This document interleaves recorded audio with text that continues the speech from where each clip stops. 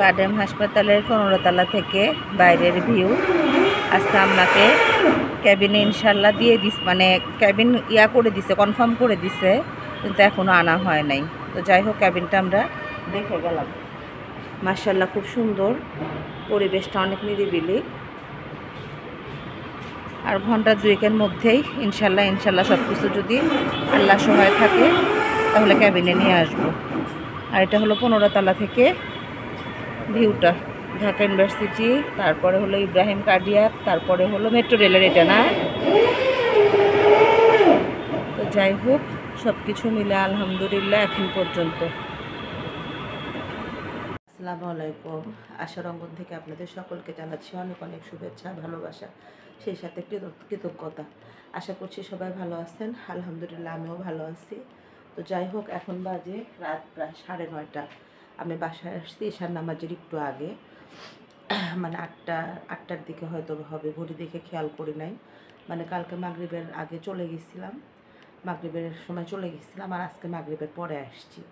তো যাই হোক, সবাই তো আম্মার জন্য অনেক দোয়া করেছেন বা চিন্তা করেছেন, যেখানে বিভিন্ন জায়গা থেকে ফোন দিয়েছেন। আমি কালকে বলছি, সবার ফোন ধরতে পারি নাই, বলতে পারি নাই, ভিডিওতে জানাই দিছি যে আম্মাকে আজকে কেবিনে শিফট করছে। তো যাই হোক, মানে আলহামদুলিল্লাহ।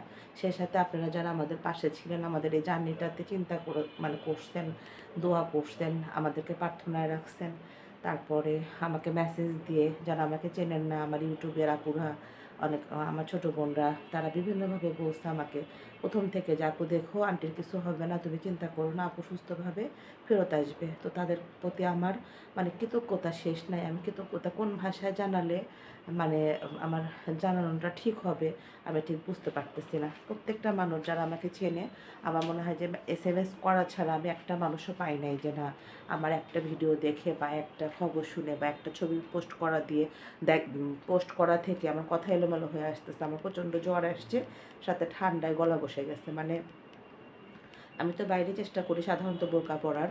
আর মানে হসপিটালে তো আমার আইসিইউর সামনে, মানে জাস্ট আমি ছবিটা দিলে হয়তো মানে বুঝাতে পারতাম।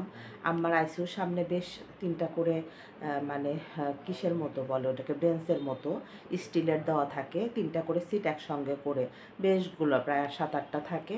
ওইখানে সবাই বসে থাকে, কেউ কেউ শুয়ে থাকে।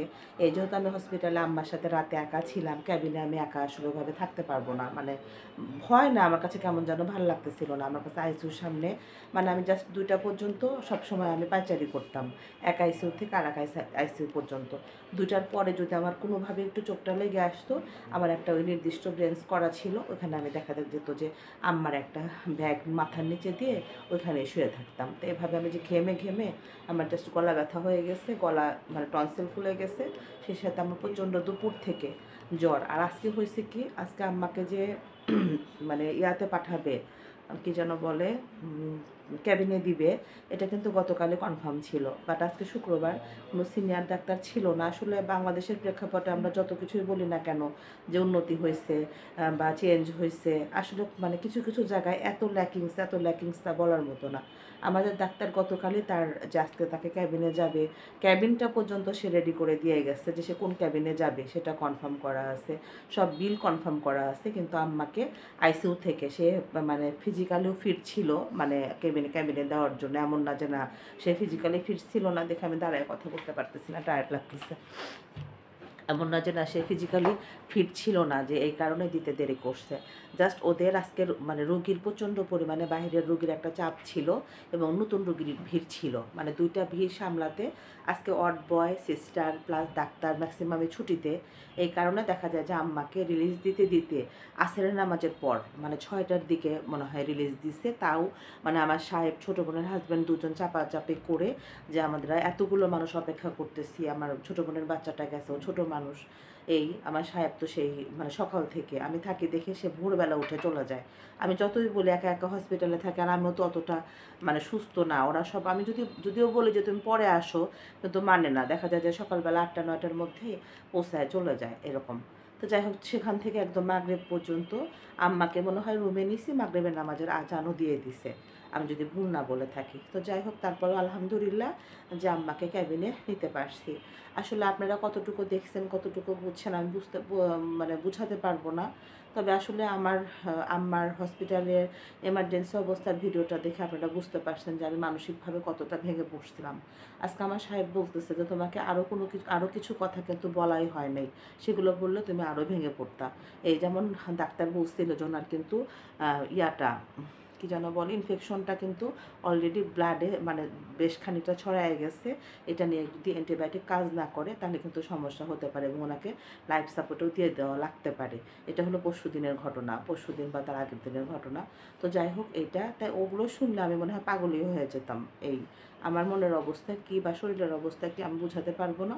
তবে আল্লাহর কাছে শুকরিয়া যে মা যে 3টা রাত 4টা দিন যে আইসিইউতে ছিল, আমি যে তার পাশে থাকতে পারছি আঠার মতো, এটাই আমি আল্লাহর কাছে কৃতজ্ঞতা জানাচ্ছি। কারণ আমি আমার বাসা ছাড়া কোথাও আমার ঘুম ধরে না, বাসা ছাড়া আমি কোথাও, আমার মার বাসা কাছে, আমি বিশেষ প্রয়োজন ছাড়া আমি মনে হয় কখনো বেড়াতে যে এক রাতও যে কোথাও থাকা, আমি সেটা থাকি না। আমি বাসাতে প্রচণ্ড পরিমাণে কমফোর্টেবল ফিল করি এবং আমি আসলে একটু একঘেয়েমি রুটিন মাফিক মানুষ, আমি সবসময় বলি এর বাইরে আমি বের হতে পারি না। তো আমি যে থাকতে পারছি এটা আমি আল্লাহর কাছে মানে নিজে থেকেই বলতেছি যে আল্লাহ তুমি যে আমাকে ধৈর্যটা দিছিলা, সাহসটা দিছিলা, এর জন্য আমি তার কাছে অনেক গ্রেটফুল।